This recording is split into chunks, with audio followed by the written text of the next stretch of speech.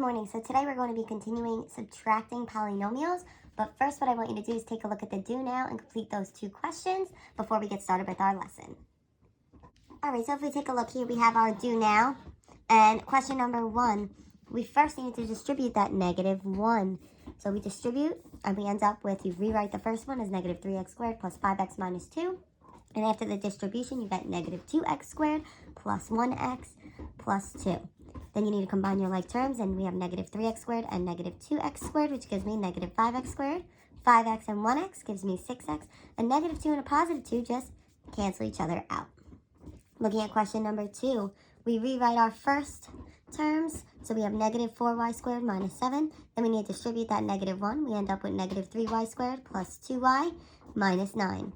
We combine our like terms, negative 4y squared and negative 3y squared becomes negative 7y squared. The positive 2y just stays because it doesn't have any like terms. And then negative 7 and negative 9 gives me a negative 16. So now looking at the next question, I wanted you to brainstorm. What's different about this expression than the 2 in the do now? So we have negative 2x squared minus 3x plus 4 minus 2 times x squared minus 3x plus 1. Well, here we notice what's different is in between, in front of our parentheses here, I have a minus 2. Not just a minus, there's a number there also. So that's going to change what we need to do. So instead of just distributing a negative, we're going to now have to distribute the negative 2 to each of my terms. So just like before, we're going to rewrite the first polynomial as negative 2x squared minus 3x plus 4. Then we're going to distribute that negative 2. So negative 2 times 1x squared gives me a negative 2x squared. Negative 2 times 3x. Negative 3x gives me a positive 6x. And negative 2 times 1 gives me a negative 2. Then we need to combine our like terms. So I have a negative 2x squared and a negative 2x squared, which gives me a negative 4x squared. Then I have a negative 3x and a positive 6x, which gives me a positive 3x. And then finally, I have my positive 4 and my negative 2, which gives me a positive 2. So I end up with negative 4x squared plus 3x plus 2. So let's look at example 1. We have 7x squared plus 5x minus 6 minus 3 all times negative 2x squared plus 4x plus 2. How can I simplify this expression? Well, if I look just like before, our first polynomial, we're just going to rewrite 7x squared plus 5x minus 6. Then I have a minus 3, so that negative 3 is in front of our parentheses, so I need to distribute.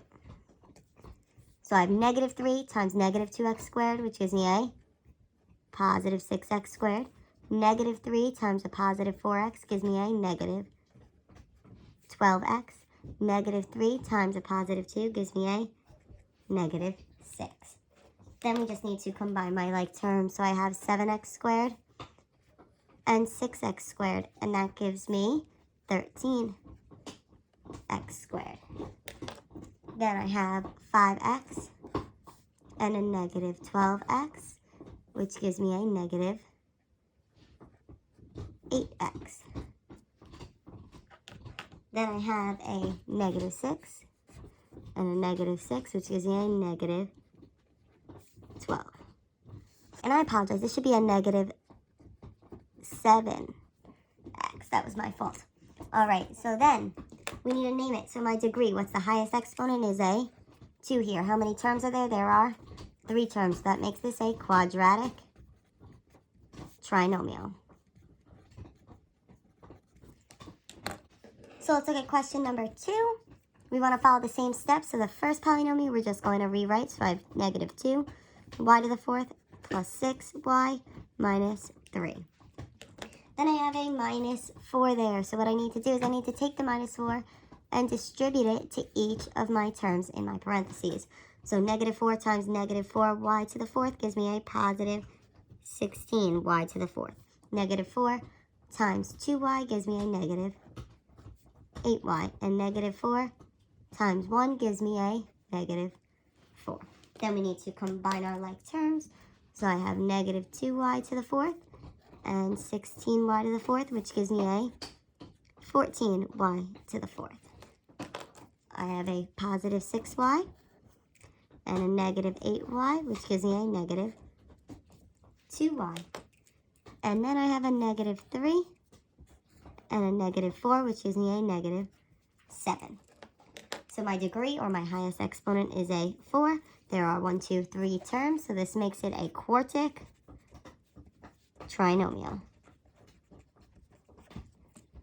So now I'd like you to pause this video, take a few seconds to try 3 and 4, and then come back to check your answers.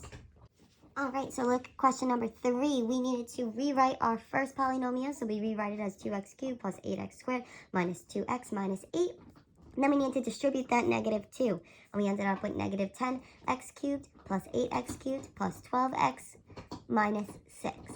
Then we need to combine our like terms, and we got negative 8x cubed plus 16x squared plus 10x minus 14. And this has a degree of 3 and 4 terms, so it's a cubic polynomial. Looking at question number 4. We have 9x cubed minus 3a minus 5 that we needed to rewrite. Then we needed to distribute that negative 4. When we distribute that, we get plus 4a cubed plus 8a and minus 8. Then we need to combine our like terms, and we got 13a cubed plus 5a minus 13. Our degree is 3. There are 3 terms, which makes it a cubic trinomial.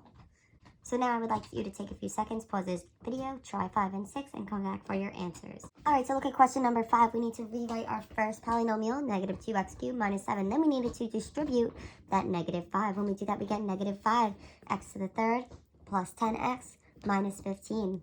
When we combine our like terms, we get negative 7x cubed plus 10x minus 22.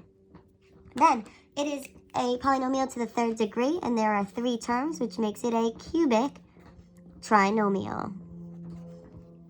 Looking at question number 6, we need to write the first polynomial out. So I have 12x to the fourth minus 7x cubed plus 6x squared plus 7x minus 2.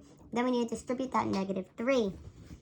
So I get negative 6x to the fourth plus 12x cubed minus 3x squared plus 3x plus 6.